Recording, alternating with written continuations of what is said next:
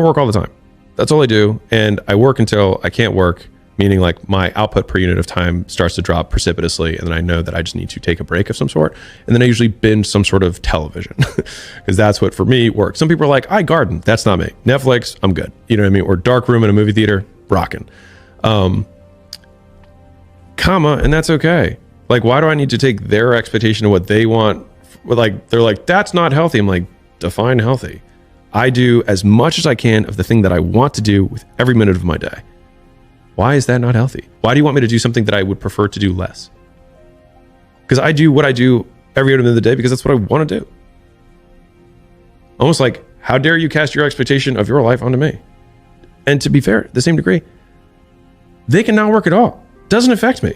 Like, I'm a big advocate for destroying should, the word, in general. Should is just like the expectation motor of like all of our psyches.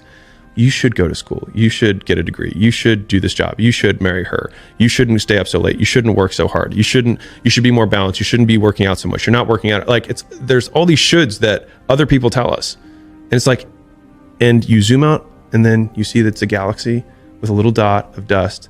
It's like, should what? There is no should. Do what you want to do. At least that's how I see the world. I work because I enjoy working. And I'm sure that if I stop enjoying working, I won't work as much. Like just being really like I'm not being simplistic to be, annoying. I work because I enjoy working. And if for some reason I didn't get reinforcement from work, I'm sure that my amount of work would go down. A lot of people really overanalyze a lot of things. And like, I don't think, well, I do spend a lot of time thinking about death and things like that, but I usually use those as frames to give myself permission to do the things that I want to do. And just do them without hearing the judgment that I know that other people would probably cast on my life. They're like, why don't you have kids? Like, because I haven't wanted to yet. And that's okay. And if I want to later, I will. I feel like I fundamentally a lot of times don't understand the world. And so I think the reason that some people have found the content and things like that good or useful is because they feel like they can understand it. It's just because like I didn't get it, right? Like terms like value, right? People like provide more value. I'm like, what does that mean? And so I just make an attempt to define the terms that a lot of us use every day. And then it makes it a lot easier to solve for those things in business. And so, a lot of people are like, I want to grow my business. I'm like, all right, what does that mean? I'm like, well, get more customers, make them worth more. Okay. So it's one of those two things. All right, well, how do I get more customers? Like, well, there's 8 ways to do it. Here are the 8 ways. Which one do you feel like you're best at? And just like kind of thinking through frameworks that way is just, for me, it's just been my way of being able to be relatively competent in a world that feels confusing. Like there's a few things I feel like I can understand and I just hold on to those. I think that they have to have the power to influence, and that is across lots of things.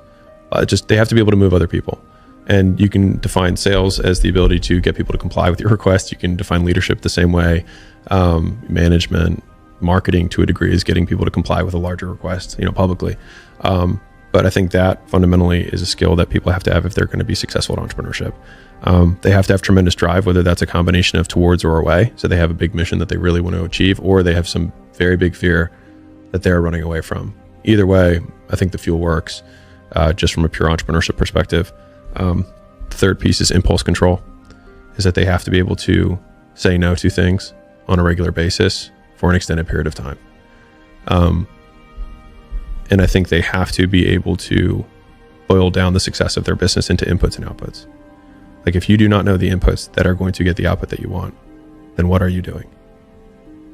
And so I think for most entrepreneurs, like if they have those things, if they have the ability to lead other people / sell, just influence, they have some big motivator, they can control themselves long enough to keep on going during that period of time, and they are doing the right things because they know the inputs and outputs to be successful or to create the thing that they want, becomes a very difficult person to beat.